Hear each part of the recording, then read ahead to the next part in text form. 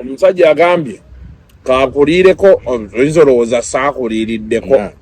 Interview eri yasembayo yampisa bubi akakopo ka chai kava mu maziga kati eri envu libalize atulire wetwakolera baali baluyisaawo ebintu naye wane wa Esther ku Joyster bintu bibaawo naye badde manyi service gyosinga okozesa wano bwe busengi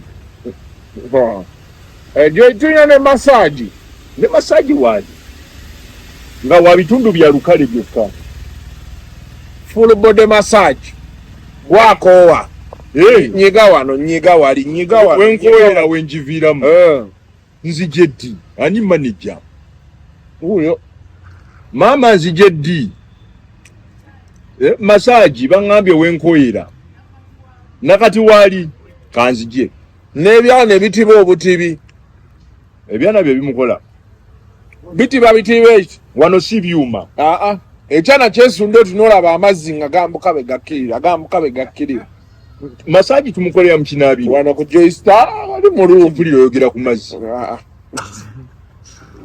jako ebyekisiru. Bake for Me Limited, company yanjawulo nnyo mukola cakes eziwoomu okuzaama mu birungo ebisufu n'ebika ebyenjawulo nga chocolate, red velvet, vanilla n'ebirala. Olina mukolo ki? Birthday, anniversary, kwanjula, mbaga oba just oyagala kwerira ku keeke empoomu? Jangu ku Bake for Me Limited. Tulina amatabi ag'enjawulo e Kololo ku luguudo Wampewo, e Naalya opposite Quality Village Mall, e Naakulabye ku Kisekalen, e Kajansi okumpi n'omuzikiti Rweza, Ebunga tuli ku Soya. Tulina n'essomero mu ttendekero abaagala okuyiga okufumba cake. Essimu 07050987 oba 0772501987 ne ku mitimbagano gye tuli. Bake for Me Limited, cakes and more.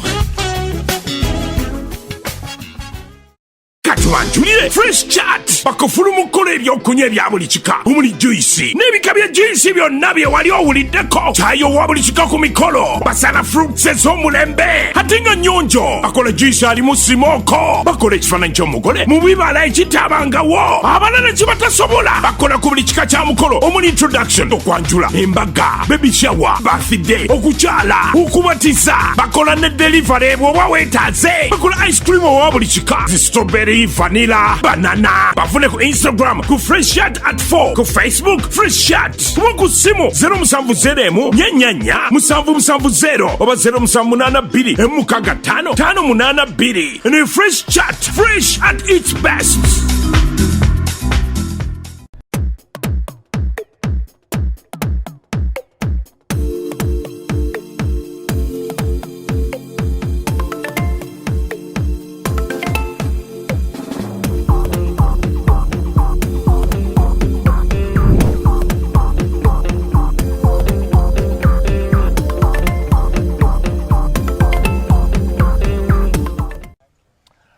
Welcome to yet another edition of Kasuku Live.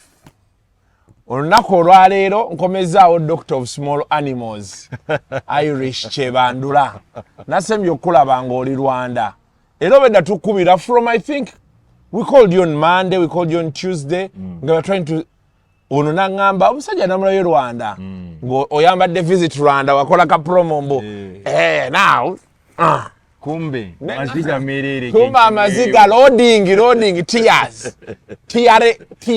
yeah. Zogenda mu how are you? I'm okay, how are you? I'm not bad. Muri bulungi tuli bulungi banna interview yasembayo kye mwankolera kyali kirungi mwete mukimanyi naye patience of small animals bampitiriddeko clinically busy. That is nice. Which is a good thing. You amplified my dating services, and there is no doubt. We're 12 omukisa ogwogera. Nagambia nina okubeera Kasuku Live kanzireyo. It is good to know that at least naffe tulinayo ka change ke tukozinga. A very positive change. Abantu batulaba nga tutogedde ku bino. Maya abantu bange baagala nnyo ebyekisiru. Buli kise boleeta abantu abali serious tebabiraba. Ate mwana watu nange nali solooza nti bajja kundaba kuba nali serious nnyo ku interview. Name one out to interview at Tambula. Yes, we had part 1 and part 2. Yes, and you won't believe the kind of traffic that I got from the Middle East to the UK to the US. Abantu nga buli omanjuliza chimu nakulabe Kasuku live. Nakulabe Kasuku live. Ekintu kyokola kirungi. Nakulabe Kasuku live. So the feedback was really. So maybe to omuntu ali to refresh your mind. Daniel Irish Kanyere is a doctor of small animals, has a dating platforms. Yes. Where abantu abali single abanoonya love, they subscribe, you become part of it, noonya soulmate waawo. Yes. Kyena singa okwagala ku your platform is okuba nti wateekawo akasengejja. You know problem gye tuyina esinga obunene nzire ekyannemesa okukola ebintu ebimu that sieve. Otulina abantu abajja n'aga nti Kasuku nze njagala ekintu kino kyambale kibeere kikyo onnangire ettaka lyange ne mugamba nti nze ngenda kukola gwakulanga sigenda kweteekako nti nze nannyini lyo kubanga people are dishonest. After it backfires, people are going to say ettaka naliguze kuba Kasuku watugambye liryo ate banzibye. So kyestaliimu sikyambala nkiranga bulanzi. Era nina abankubira nakulabye olanga ekintu kino kiri kitya ne mmuga nti nze okusinziira nga bwe mmanyi. It's a good product. Yes. However, you have to also do your due diligence. No, for confirmation here, mutima. Thank you. Right Thank you very much. Yes. Because of course, sisobola leta product wano nga sije kakasa. Yes. So that's very important. That's one thing. Okubeera nti oteekawo that sieve akasengejja. Very necessary. Abantu baleme bakwabula. Yes. Being in you, I mean, a lot happens. There are things that are in your control. There are those that are not in your control. Yes, you know? yes. Nti omuntu waba, for example, discloses enaganti munagenze. I'm an HIV positive patient. Yeah. Era manya, that's a safeguard. Sobola muteka naba negatives. Muteka in a space that I feel is safe for them. Mwine yaba positive. Mwine yaba positive. So bagende. Positive ne positive. Kati nabali nomo abalaging anti bali nomo. Subject to test. Yeah. Wale tubateka mu yabwe abali negative. So naye waliwo ebintu byo tajja controlling anti John ne Mary basinkanye je byagweredde byagenze mu kwepicha ali lubuta after the first date. Those things I don't have control. Nzogwaye gwa kuguiding omuntu ne muga nti munnange you're on a dating platform. Yes, you are here to meet love. Nebo oboyagala bufumbo, why the rush or papachi? Take time, manya omuntu wo, go out on a series of dates. Don't go to people's homes because you have a desperation to think olwokubanga oyagala kunyweza relationship kotandikire na jinywereza mu magulu. You really selling yourself short and cheap, you know. Go out in public spaces, tula awantu omuntu omutegeere, ask the hard questions, and you see that is where people fail and that's where people go wrong. Abantu batyo okubuuza ebibuuzo ebimu, which is dangerous.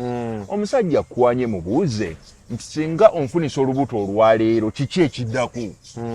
And also men, don't fear this question. Namwe mubuuze ti singa leero nkukola olubuto kiki. Because for some women, do you know that actually pregnancy is the new engagement ring? Yes. Omwala kasita omufunisa olubuto ye nga akugamba ffe waffe tebajja kunzikiriza na lubuto. Next thing you know, oyingidde mu kukyalo kwa pressure, oyingidde mu situationship eya duress. But if you know you're not ready, pika kuzipu oba yambala akapiira. There are certain questions badde ngamba nnyo abakyala, and for me I njogera because I have daughters now, I have sisters.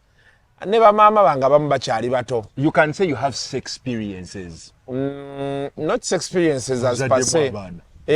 Okay. but with Omanyika, the thing is, Buno Mulembe, we have different challenges from what our parents had. Yes. Now, people are driven by material things so much. That is true. So I always tell people, for me, it doesn't make sense for me.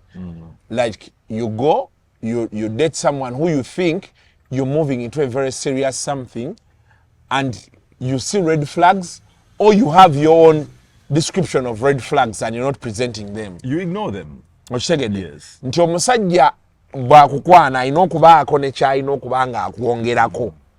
If you're paying your own rent, you're doing your own hair, don't bring in a man who is going to pay your rent and do your own hair. Yes. Because those things you can do, you'll never value that person. Kuba ojja kubeera nga buli kiseera ogamba wansanga nesasulira ennyumba, wansanga okitegeera ongatako ki. Ate n'abasajja nabo tutandika okubeera nga omukyala bw'omulaba, you notice yesasulira ennyumba ye. Yes. If you want respect from her, then you're supposed to either move her from where she is to another place that you're going to pay for. You are triggering me to tell you a story I did not want to tell, especially on a huge platform like this. Now, yeah, recently, I got into an experience of meeting a lovely lady. Of course, I'm the kind of person who's not really opposed to age range and difference as long as mukwatagana. What I don't like is sugar mommy, sugar daddy, Yeah. naye omuntu nti mwesinkanye and the feeling is mutual. There are certain values that we've appreciated about each other. Muine bibagata and you feel bwe mubeera mwembi. Yeah, it can work. Waliwo okweyongerayo, it can work. Yeah. So I met this person. Very lovely lady. Netunyumye embozi zaali nyingi. So she asks me, what is your current date? Current data. Yes, like amabanja go gonna bugagatta. Eh. Gali mu sente meka. I was a bit shy, I was baffled, and I was challenged by that question. Because it is a question that exudes a lot of intelligence.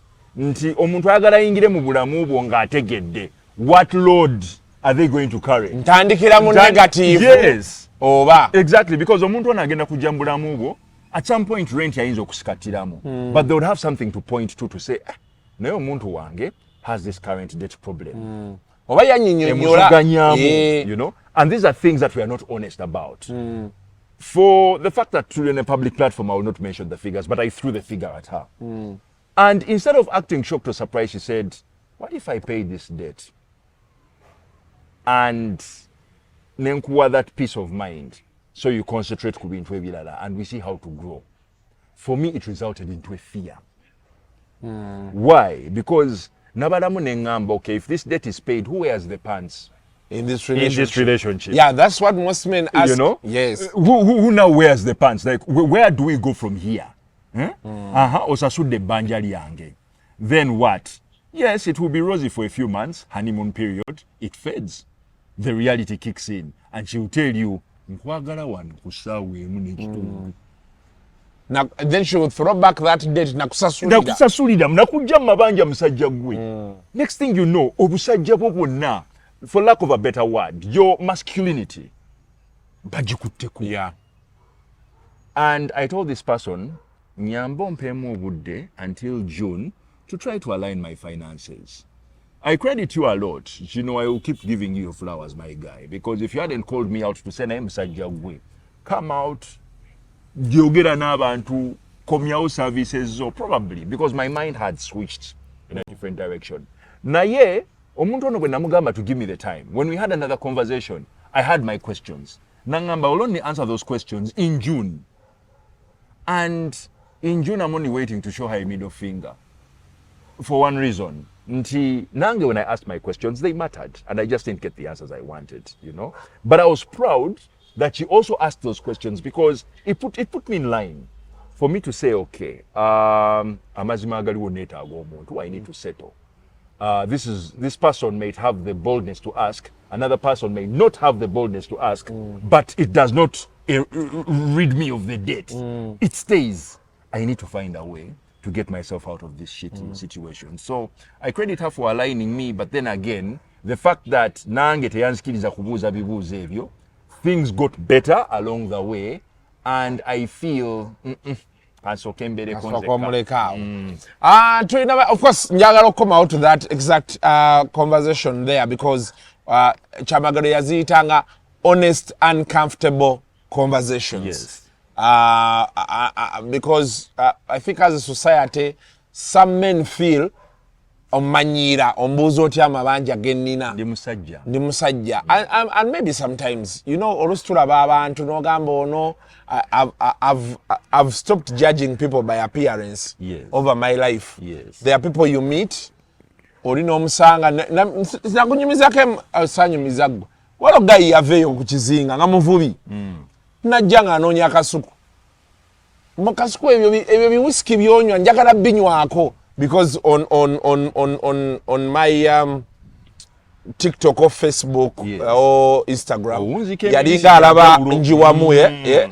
So his joy is I want to drink that. Yes. So I'm seated at Serena, the guy comes wabweru atulinda okitegeera abaserikale baali bamuganye yajja n'ekiveera ebikutiya kiyiika amazzi bamuŋŋante naga bino bintu bya kasuku okitegeera kumakya ssaawa emu yali atuuse kati ngenda ova mu sho gayi nga ŋŋamba kasuku nkwagala nnyo gayi nga ndaga olaba wano naye ekisinza okundeeta nti ki ebintu ebyo byonywa njagala binywako njatula mu bifo byakabi ebyo byobeeramu ngayi nga nkwangangege nga nzisuula mu bbuutu nga ŋŋamba ayisi ono kati alimu ajja kusobola zituusa olw'eggulo muzisale muzirye kati breakfast omuliirawa ko nze Serena wano nanga yatukkirire nenaliikirira omuvubi omuvubi bwe tuyingira Serena waliwo nti omukyala abeera wano akwaniriza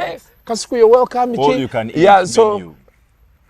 naku assuringa in eriko restaurant side ambuuza kati sente mmeka wano nemuga nti omuwala mmuuza breakfast wa mmeka 12 asika mu nsawo mugamba muzeeyi okola ki ekyo anti nzigyayo sente zaffe najjayo bandit n'agiteeka ku mmeeza ayagala asikeko asasule nemuga wano tusooka kulya bw'omala okulya otegera kyeggaye so many twamaliza agambye genda eka bategeye ebyennyanja okomewo tusule wano kubanga nange nina okumanya wano basulawo how does it you understand yes. And the guy kept on doing that for some time until COVID came. I think COVID treated him bad.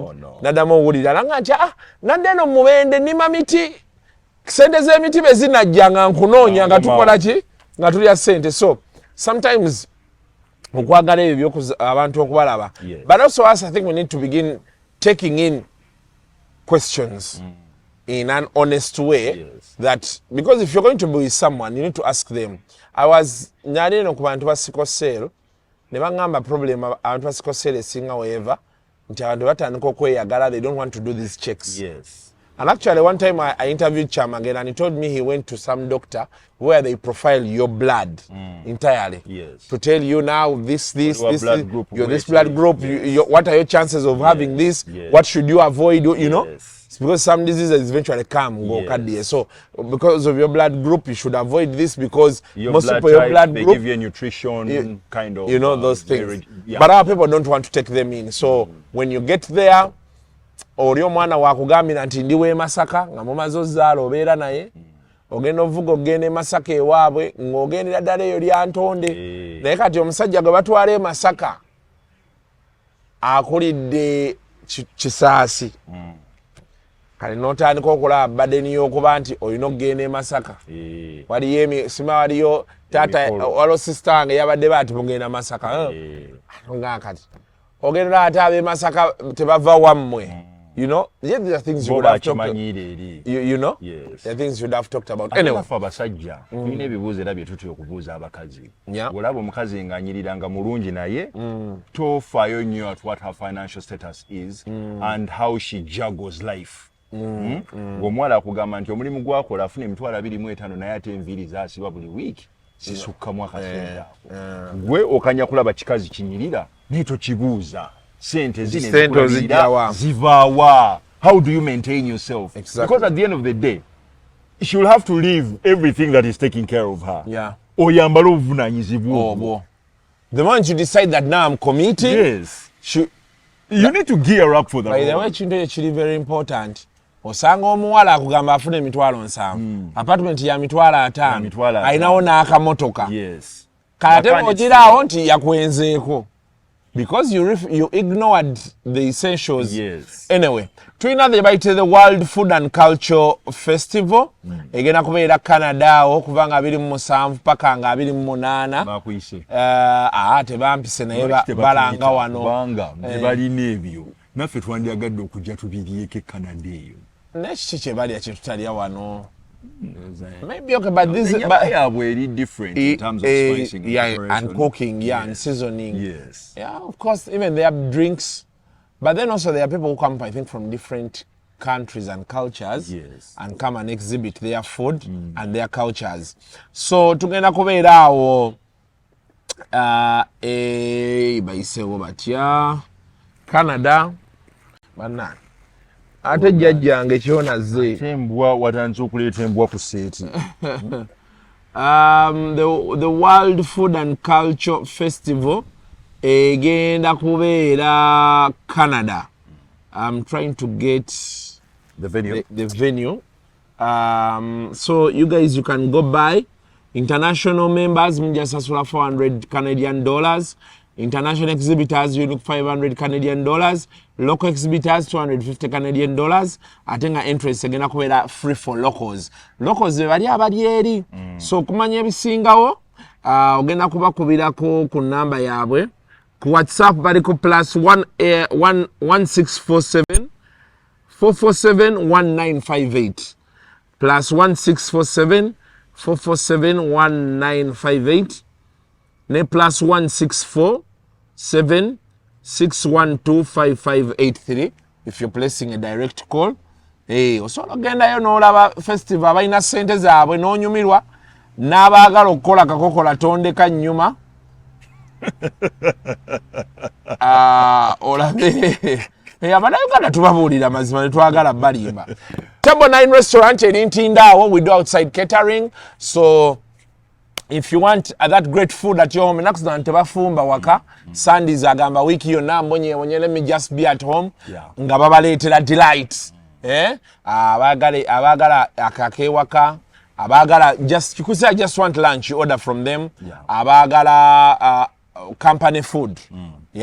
Abalina mbaga kwanjula birthday kufiirwa byonna bye babikolako. The numbers you see them awo nga ziyitawo. Ate nga tulina ne bannaffe aba fresh chat juice, they also deliver. They do outside supply of juice and sechinoomu juices, mango, guava, morondo, tamarind, pineapple, byonna cocktail nja kubeera nga ate obifuna. Now Irish, Yes. of course, as we are discussing, there's a guy who sent me, there's a chick who sent me a message and told me, like, could you try to find out from Irish? Because, say, these are discussions some of these young ladies have, and, you know, she's a, by the way, I meet people, I meet girls who are really the ish. They look beautiful, they've made money. She's driving a nice car, you know, Zinorav 4 new model Vanguard. And honestly, you'd think she has whole characters. And she tells you, Kasuku, nsabira wa Prophet Mbonye, nsabira wa Apostle Rubega. I honestly want a guy who is religious, who is caring, you know, who is understanding, and, you know, characteristics you didn't expect to see from them. But she was telling me, like, the challenge is men are fearing commitment these days. Nebo msanga nga talina n'omuyinvestingamu n'omukyusa wardrobe n'okola byonna n'omuteekawo alabika obulungi tomutaddeeko eri pressure nti komawo sawa beziti omunoonyereza omulimu agufunye akola aninga sente ze. You're not burdening him in any way. You're trying to be the ideal person. Most people talk. Men don't want commitment anymore. I don't know how it is with your numbers there. Why don't men want commitment today? To answer that question, I came with a full list of reasons as to why men fear commitment. Tutandikire wamu. Oyagala so tuba tutandikira. The way he said, like, I have a full list, I thought, wow, what's he going to pull out? Okay. Yes. I think past experiences could play a role here. Nti abantu abamu families bakuliramu byali bitya. Tata yayisa atya mama, oba mama yayisa atya tata in those relationships. Nti some have grown up in experiences where their parents were abusive. And abuse tekiri mu bigambo byokka. Nti babeera bayomba. Nti baba bayomba. It can be physical, it can be emotional, it can spread. Nti ebigambo mama bye yagamba nga taata byamuyisanga, you know. Nti sometimes bwe bayombanga abaana be bayingiranga okutaasa. So omwana with this background n'agamba naye, do I also want to be party to this? Nedda. In that way, because of that past experience, n'atayagala kola ki? Committinga. Ekirala abantu abasinga batya responsibility. Ye mwennyini alemereddwa okwerabirira. Kakati ate obuvunaanyizibwa obwo bubulemeredde. Ate abugattako omuntu omulala. You know? So they look at their spending culture. nti maybe ye yamanyira kubeera mu karuumu ke kamu mulimu akafaliso. He will dress up decently, smell well like a corporate guy. Naye nga ye bw'aba akwanye nga datinze, he knows he'll probably meet his spouse this one time in a month. Bagende mu kifo bwekiti, and he'll go back to his life. And that's that. And that's it. Yeah. And also, Kasuku, we cannot ignore the most important reason. You know, sex has become very easy to find, and true love has become very hard to get. Nti Kasuku, onyumya n'omuwala emboozi vibe n'ekwata. And you gel. You're comfortable munyumya. You feel her presence, she feels yours, you like her, you have things in common, you like to go to the movies. Mwine bibagatta. You have a football team you like. Mulabe mipira. Sometimes you argue, banter, where there is conversation. Yeah. And because there is conversation, they comfort you. You slowly start having sex, or you start having conversations about sex. And you know where they begin? What is the most sensitive part of your body? What is your best position? Next thing you know, once you get this information, it is easy for you to manipulate this person.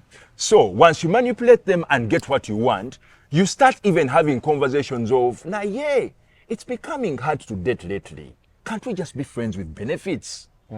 Because there, you see, the risk is minimized of heartache. Tuvuge ekintu kyaffe mpola mpola. Ogenda okulaba abantu bayingidde mu kintu ntwawo. Beepicha, it is okay. Beekubira on a bad Saturday or a crazy Friday night, they are hooking up, and it's just sex. Temuri relationship, you know? And it also gives the flexibility, nti because we are having sex, ye facade eriwo, nti we can have sex, we don't have to catch feelings for each other, and we can also sleep with other people. Because here we are open, it's just sex. Yeah, it's just the sex. But then again, you realize in the long run, one of them gets hurt, and hurt so badly. Yeah. That is a risk that people ignore. Nenga chechiri eyo. People are battling depression. It tells you, kasota niko uwulira. Kati now Kasuku, what if I fall for you or you fall for me? Ngomanya. Obuzibu buzze. Tusimbudde. So there is that problem. Because that sex you have with a person who you've argued over, you know, you're not, there's this sex where you meet this chick and you're like, oh, will she even take off her clothes? You fear. Yes. She also fears and what. But here you've been open to each other, then boom. Kalagawa. Ngosirise. Why? Kakapa tete kakonye gundi. Kapusi kali wano. Basi kapusi wano. Wacha wewe. Kali yenu, kanduse. Kagenze. Obe emyoyo gyewa mugita nsokulumba. Bajjajjange nozaalako ssente zengenda ofuna. Think the issue of the camera. Nozagala kumpayo ku ssente. Nzo bandi wano nga ngenda kukwata miliyoni nga 3. Osaaga. Nga kapusi tekanatuyingirira. So that casual sex where people feel like it's okay. We've argued. This guy literally has sent me over my worst times. Yes. Like natuleka na gwe musidwalira no wemula no kuwemula obichino. I cry about things with him. Yes. He's my great support system. Ate mwe wale nnyo bano bewulira simanyi bestie. Ekiri awo. Bestie in what? Lwaki gundi olisi ye bestie wo lwaki ono? Kiki kyamaliriza abalala kye batamaliriza y'okubeera bestie? Why is he entitled to certain privileges? Bestie. That's a red flag. Era omuwala bwakugambanga nti she has a guy best friend, run for your life, run as fast. That's my bestie. Ngomanya beerya. So casual sex is a factor as to why people are fearing commitment. They are getting it on the cheap. Tagenda kubeera na commitment ezo musimanyi nina omukyala munju, I have to go back to a wife and account. You know, men don't like being controlled. Most men don't like being questioned about certain things. Omusajja yagala abeere mu bulamu bwe bumunyumirwe. He can go out, hang out with the boys, abeere ne bakasuku balye ensaniya zaabwe, he'll come back whatever time and it's okay. He'll walk into his one-roomed house and no one has to ask questions and it's okay. You know? He will have his dishes littered all over the kitchen. No one is going to ask questions. Yeah? Some men don't even just want to shave. They are not just clean. So kati abalamu naga kakati. ngendeko ne responsibility neyo kunaaba emirundi ebiri esatu bamujjukize sebo nga tekwanaabye omanyi nti oli munaku 3 tonaaba tegeera omukyala atandika okuyisa omukono ku lubuto awulire. It's not a romantic gesture. Ayagala kuwulira amazzi gatuusewo oba wanaabye kazimbi. Ku lubuto babeera bakebera kulawo oba wanaabye. Okay. Kikutuukako nnyo Oluganda. Nkitegedde kati ekyo. Babeera bakebera kulawo ba amazzi gakunozeeko. Kati gino emyaka gyaffe wakyaliyo abasajja nga alina shawa ewuwe. Ayingira n'agateekako just gamuyiikeko galeme kumugwerako. Kati kankubuulire, I'm going to use a very weird analogy. Lately, some of us going into relationships, it's like having a cold shower. Omanyi cold shower ina SOPs. Yeah. Tosumulula busumuluzi mazzi n'oyingira. It starts with the left leg. Then you bring the right. N'oleeta omugongo. Nomane weesindikiriza n'oleeta enkoto. Omutwe n'ogusindikayo ne galyoka kakola ki? Ne gayiika. Kati free eyo. In as much as bagamba nti ambudde tatyaganya ogoga. That's a lie. Ambudde atyaganya ogoga. It takes you time to actually tell your mind. Enda kunaaba. Kansumulule wano. Kankole bweti. It's a gradual process. Yeah. So, even the fear of men getting into relationships, I would relate it to having a cold shower. Nti some ayagala asooka testing alabe. Kyovula banti abasajja who really settle. Sibe bavubuka abo. 40 plus, 45, 50. Abirabye, he's tired. Probably waliwo ebimubanja, waliwo abamubuuza omuntu aliwa. So he says, anyway, twalyako bye twalya. Kangende nono. Nti sometimes, kyova osanga nti the nyashires are winning over bano abalina sewage omungi, for lack of a better word. Nti nabo, they know their weakness in society. Nti people don't prioritize us munayo olw'olubaawo luno. You know? So nabo bajja genda oba bajja kwetega where it's applicable. Era ajja kunoonyaako ye. Atamujajingerwa physical features zino zalina. Alabye akoye.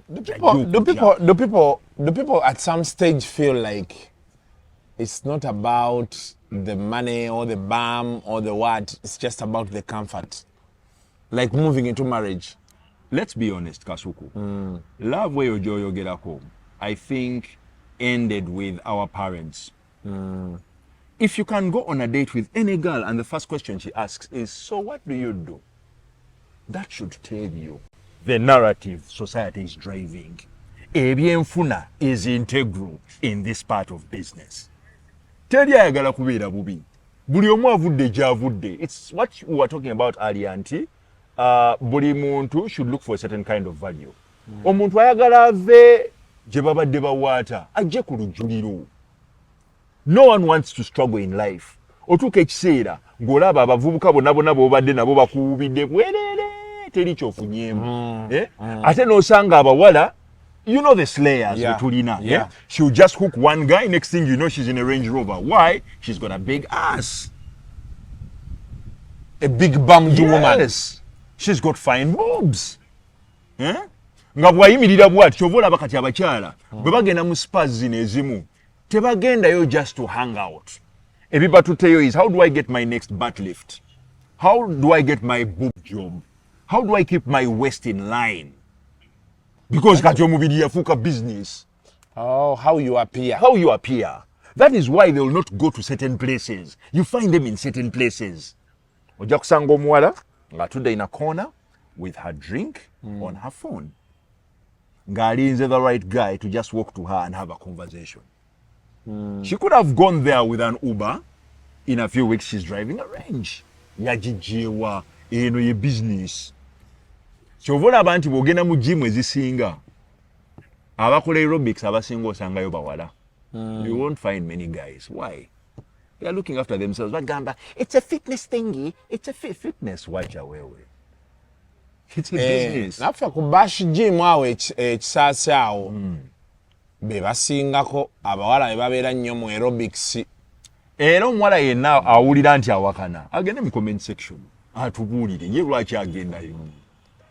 It's Kisasi business hub. Yeah. It's Mbita. There are those, without a doubt, who go there for the genuine feeling of, I want to be in shape. It's probably about my heart, my heart health, my liver, my kidney. I have to exercise.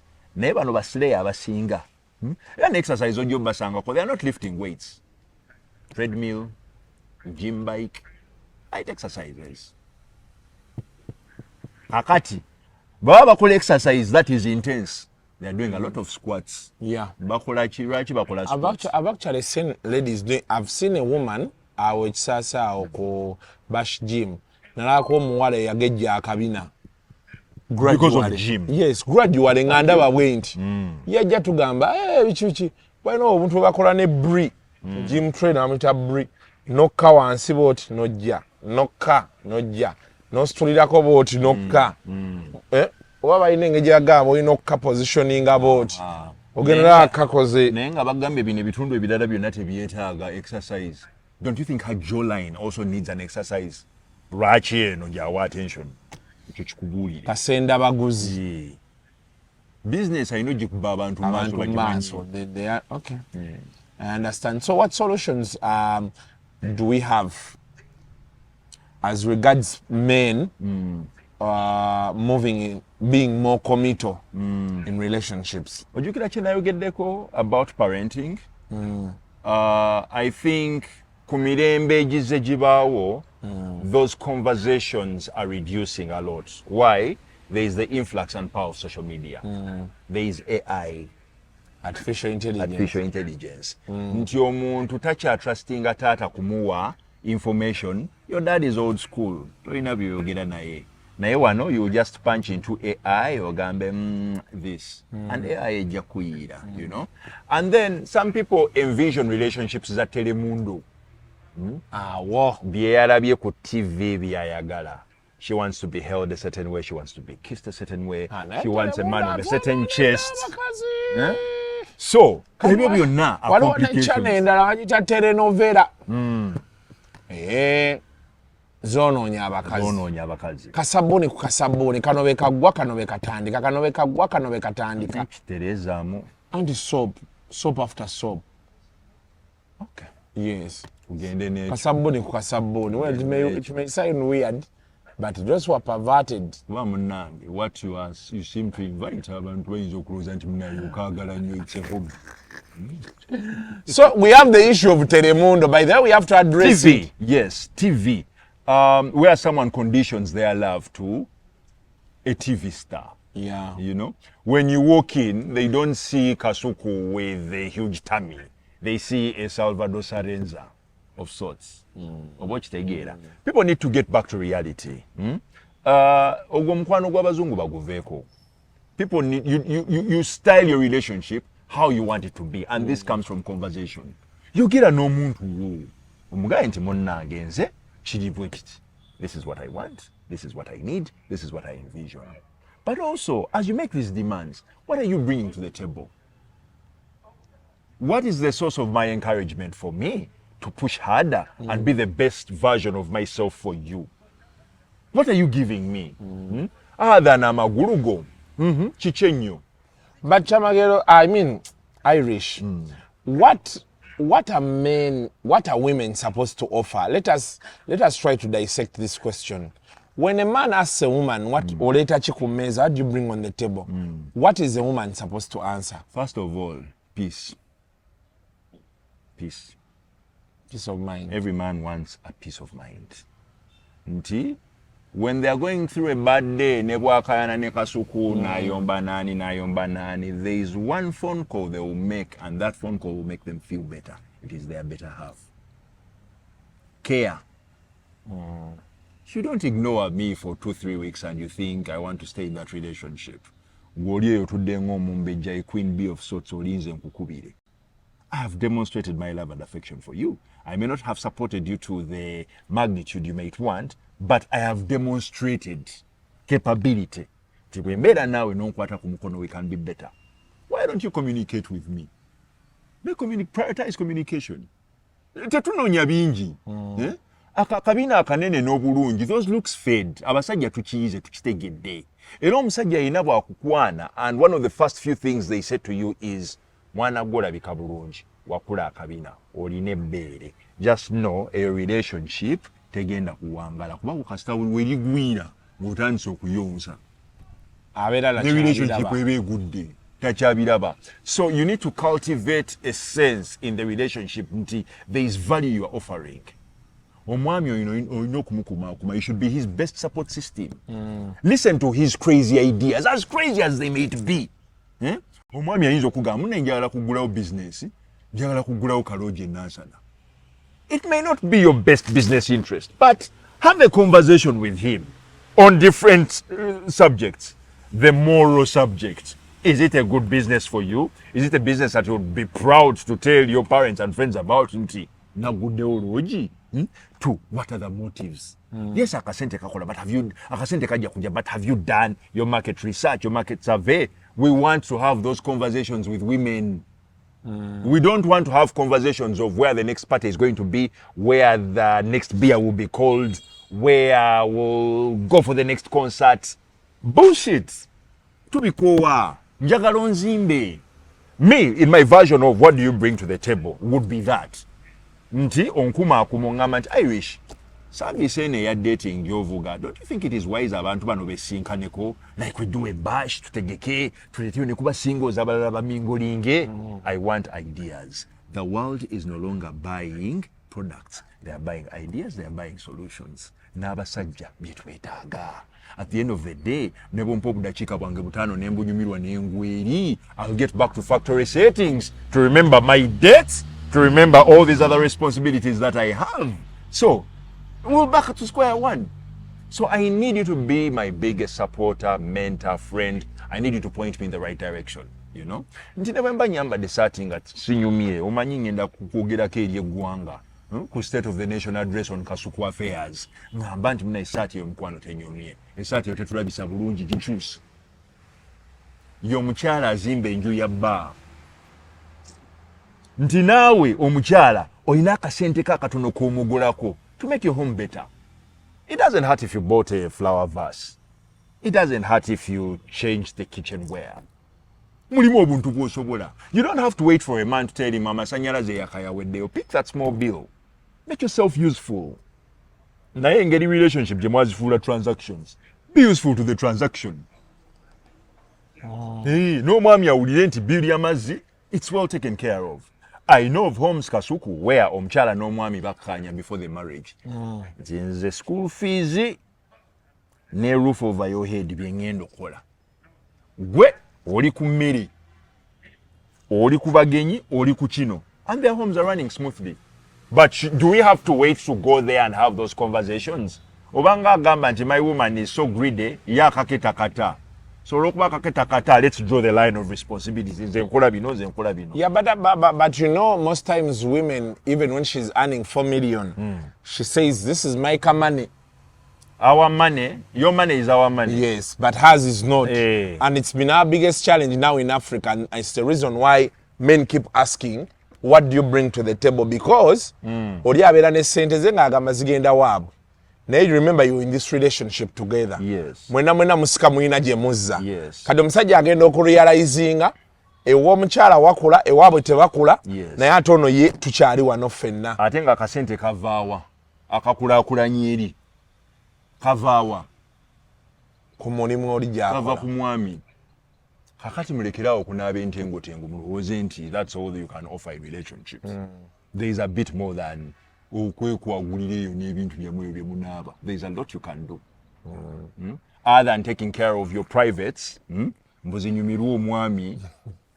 No, Kasuku, we said we're going to have a conversation. Yeah, so that's right. We need to point people in the right direction, you Yeah. know? Yeah. And for people who know me a little bit, know me for being shrewd and open-minded, especially kunsongas, you know, I don't beat around the bushes and kubulira, you know? Nti, as you take care, obudde bw'omala to take care of this body, you should spend the same time to take care of your man. A man also appreciates to have an evening walk with you. Mutambuleko. You're just walking in the suburbs where it's quiet and you're just talking to your partner. Love teina kubeera mu buliri bwokka. oba kale it shouldn't wait for Valentine's Day. Sebimulirwe bijja, this is when I should be more relevant. There's a whole lot we can do. There's a whole lot we can do. And the power starts with us. Literally, our parents are shying away from these conversations. Ntikati, we are learning a lot of things from AI, from the internet, from TV. Even when it comes to parenting roles, it is sitcoms or series that are parenting our children. But how we can change this is if we normalize these conversations. Ask your partner, Yagalachi. Don't be shy. From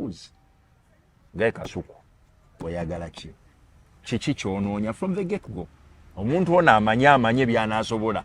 Byatasobola abikubuulire prior. Because me, I've talked to chicks, especially abagala okuyingira mu groups, and they'll tell you, I don't want a very traditional man because I don't think I'll handle kneeling down all the time. I'll only kneel down on our function. He's cultured. He comes from a certain set of family values, cultures, norms, practices, and traditions. Omusajja baba bagenda omuwemmere bamufukamirira. Nti family bwebezze mulamu is not mulamu, it is fukamira buuza mulamu wo. Kakati atona kugamba nze sibi njagala. How then do you maneuver? How then do you deal? So nomanya nti kati nze omuntu wange abaffe babazze, I need to make it seem like she's not around. Nemekweswaza.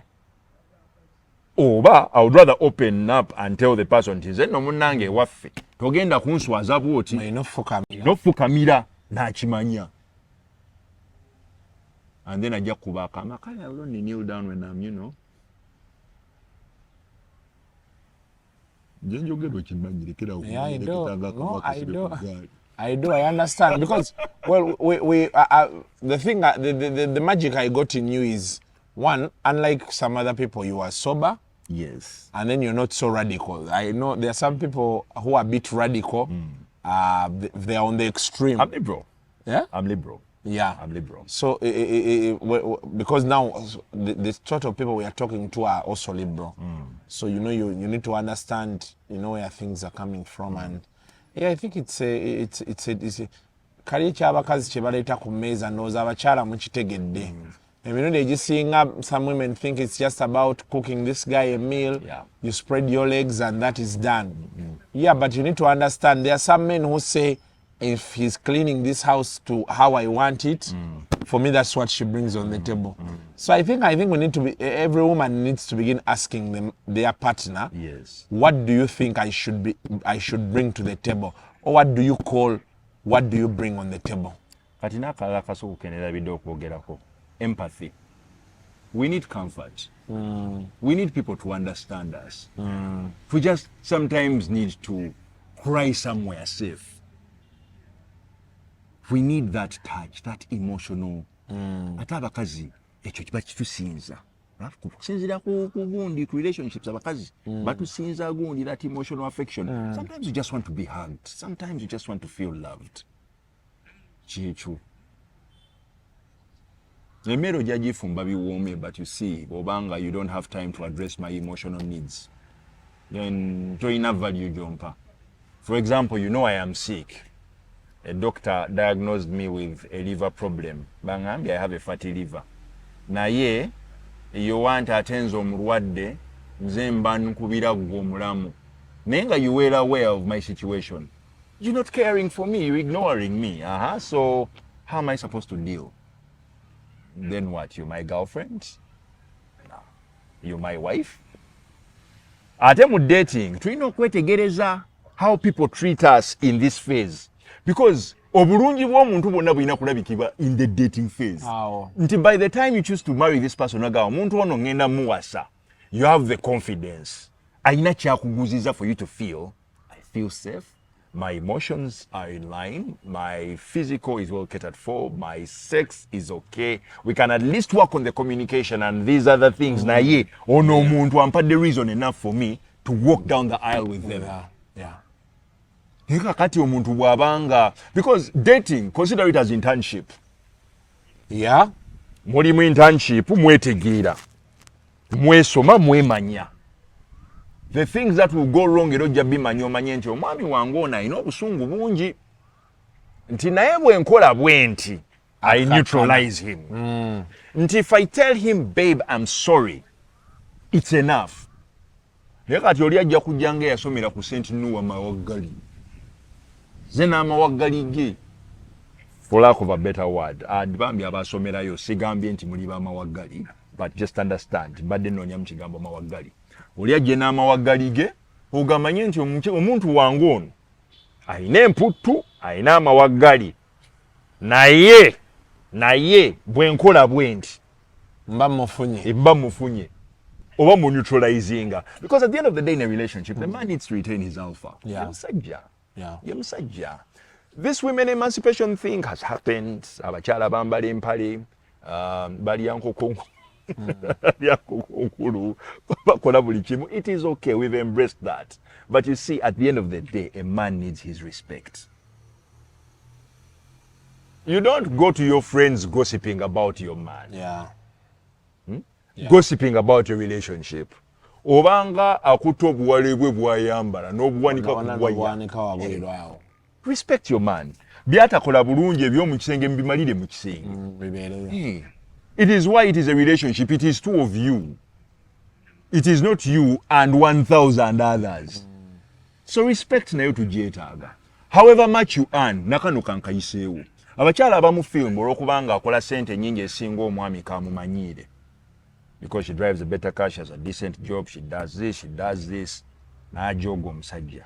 Naye neerabira nti one of the reasons as to why she's being pushed to be better, mwami ono. He has a silent contribution. Omukyala ono gy'atalaba oba gy'atamanyi, you know. Also for men who are probably earning better or who have much wealth, women should not be objects. Waliwo abantu abamu betumanyi who keep parading their wives as trophy wives, you know. The marriage is shit, but mabegeri back door, she's in tears. Naye wane ekifaananyi kye tulina. Mukyala wange, my beautiful wife. My beautiful wife. Mukyala wange oli atudde wali yeekuba ekizigo. Omukyala oli atudde wali yeerusa. Ye wange. Yes. So, we also respect is a sphere for all. Si kya muntu omu. Kyoba abakyala balina okurespectinga nnyo abaami. No, but naffe abaami, we ought to give respect to our women. That's true. You can't love without respect. Love, Jay. So, Irish, like I said, has a dating. It's a dating platform. I have dating platforms. Yes. Largely, we are running on WhatsApp groups. Yeah. WhatsApp group emu y'abantu abali HIV positive. WhatsApp group endala y'abantu who we believe are negative. Yeah. But of course, my advice on people who engage on whatever platform, bw'oba ofunye omuntu wo, test and confirm. Yeah. Yeah. And then I always tell people, slow on the sex. Mupapachi. You come to me crying, I'm looking for someone to marry. Next thing you know, I met this guy 2 weeks ago, and then on our first date, he slept with me. What were you thinking? Yeah. Have some bit of patience, have some bit of nerve. No mwami kyekiri kye twali twogera. Respect is not just bought, it is earned. It is earned. Bw'olaga nti munnange gwe bakuwuubawuuba, buli ajja kujjanga agende. Ajja kumugulaku, ajja kukwata ku jjobyo nga bw'ayagala, agende. But give yourself a certain sense of value and standard, you know. So those want to get to you. Kuba ekyo ekintu njagala nnyo abantu wano babe nga balina kye bafunamu buli lwojja wano. Abaagala to have more of these conversations with him. Those want to join the dating platforms. My platforms. Find love and you know those things. By the way, from the time you hosted me, I have a scorecard. From my WhatsApp group, okay, in just last week, I had like 8 couples who walked out of the group. You know? Bagenze. Like they write on the platform, one of the messages.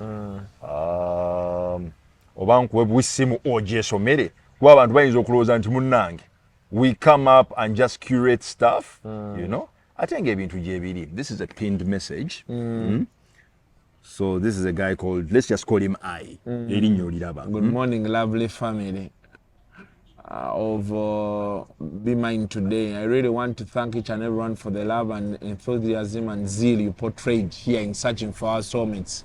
Right now, I'm here to officially say goodbye to you because I've got a soulmate here. I got everything I need in her, and she also found everything she deserves in me. So we are now taking another step ahead in our beautiful journey. Thanks so much for being part of my life, and I'll be your shield. At Be Mine today, I can't thank you enough, but God will pay you with 100-fold, and I speak blessings over your life with the 7 spirit pillars, as the Bible says. Be good to your fellows, and the Lord will multiply your blessings. I took your advice, and when the right time reaches, God unleashed my better half. You deserve a big goat. Okay. So that's my deputy admin on the platform. Okay. Yeah. Okay. But like, you see what it is. Yeah. To so me came, but there are 8 from last week. Yeah. But from the time we started having these conversations, Kasuku, I have had about 42 people subscribe to my premium service. Irish and from those people, I have successfully so far matched 13 people. Because as of last week, it was 11. So as of yesterday, from people that I slowly talked to quietly, there is a way,